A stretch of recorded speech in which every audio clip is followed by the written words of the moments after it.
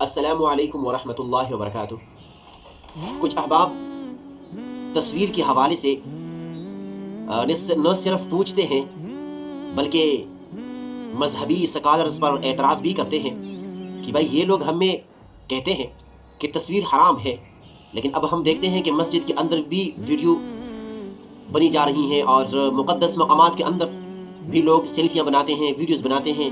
تو یہ کیا ماجرا ہے؟ ہمیں تو کہتے ہیں کہ حرام ہے اور خود جو ہے نا اس پر عمل نہیں کرتے۔ تو سوال ان کا درست ہے، لیکن سمجھنے میں اور دور حاضرہ کے اعتبار سے اگر دیکھا جائے تو اس میں پھر لوگ شکوک اور شبہات کے اندر مبتلا ہوتے ہیں۔ تو anyway میں نے آج سوچا کہ اس حوالے سے جو کچھ میرے علم میں ہے، جو کچھ میں نے پڑھا ہے اور اس حوالے سے جو کچھ میں نے سنا ہے علماء سے، اس کی روشنی میں آپ کو جواب دوں۔ قابل قدر مسلمان بھائیوں، تصویر مطلقاً حرام ہے، اس میں کوئی اختلاف نہیں، کوئی اختلاف رائے نہیں۔ تمام مذاہب، تمام تنظیمیں جو خود کو مسلمان سمجھتے ہیں اور کہتے ہیں، ان تمام لوگوں کے نزدیک تصویر حرام ہے، ٹھیک ہے۔ اب اس کے بعد تصویر کے آپشنز ہیں، میں آپ کو کیا کہوں، جیسے کہ جسم کو ڈانپنا، سطر کو ڈانپنا۔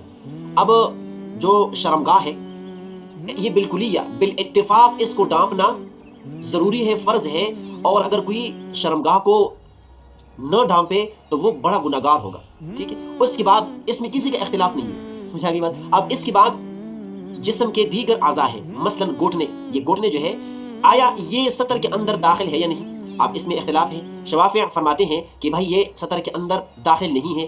فار ایگزامپل اگر کسی کے گھٹنے ظاہر ہو، نماز پڑھے تو اس کی نماز ہو جائے گی، اور احناف فرماتے ہیں کہ نہیں، گھٹنے سطر کے اندر ہی داخل ہے۔ اگر کوئی آدمی اس حال میں نماز پڑھے کہ اس کے گھٹنے نظر آ رہے ہو تو اس کی نماز نہیں ہوتی، ٹھیک ہے۔ اب یہاں سے اختلاف پڑ گیا۔ اس کے بعد جی دیگر جسم کے دیگر اعضاء ہے، اب کسی کی قمیص نہیں ہے، وہ نماز پڑھے، اس کے اندر بھی علماء کا اختلاف ہے۔ ٹوپی نہیں ہے، نماز پڑھے، اس کے اندر بھی اکثر علماء اختلاف کرتے ہیں۔ تو جو بنیادی چیز ہے اس میں کسی عالم، کسی مذہب کا کوئی اختلاف نہیں، سمجھ آ گئی؟ تو اسی طرح میرے بھائیوں، تصویر کے اندر جو بالکلی چیزیں ہیں اس کے اندر کسی عالم، کسی مذہب کا کوئی اختلاف نہیں۔ وہ اصل تصویر کیا ہے؟ جس کو آپ اپنی زبان میں مورتیاں کہتے ہو، بت کہتے ہو، تراشتے ہو، کسی مطلب کہ پتھر سے کوئی بت بنائے، یا کسی پلاسٹک سے کوئی بت بنائے، یا فار ایگزامپل کسی اور لوہے سے، سونے سے کوئی بت بنائے، تو یہ بالکل ہی حرام ہے۔ اس کے بنانے والی بھی گناہ گار ہے اور اس کو استعمال کرنے والے، گھروں کے اندر رکھنے والی بھی گناہ گار ہے۔ اشد العذاب یوم القیامت المصور، اس کے تحت۔ لیکن اب آتے ہیں کہ فریم کے اندر جو تصویر ہم لگاتے ہیں یہ حرام ہے کہ نہیں؟ اب یہاں پر علماء کا اختلاف بن گیا۔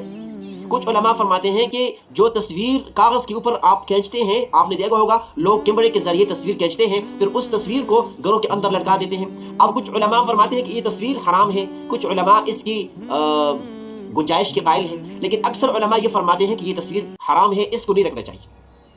کیوں؟ اس وجہ سے کہ اس تصویر کا جسم موجود ہے، اس جسم کی وجہ سے اس تصویر پر حرام کا اطلاق ہوگا، ٹھیک ہے۔ لیکن کچھ علماء اس کی جواز کی بھی قائل ہیں۔ اب آتے ہیں موبائل کے اندر جو تصویر ہم کھینچتے ہیں، جیسے کہ میں ابھی آپ سے بات کر رہا ہوں، ویڈیو ہم بناتے ہیں، تصویر بناتے ہیں، تو اس حوالے سے جمہور علماء کا یہ فتویٰ ہے کہ اس میں گنجائش ہے۔ کیوں؟ اس وجہ سے کہ یہ تصویر جو ہے یہ ایک عکس ہے آپ کی، مطلب کہ اس میں کوئی اتنی بڑی قباحت نہیں ہے۔ اور دوسری بات یہ ہے کہ یہ وقت کی ضرورت ہے۔ یہ کیا ہے؟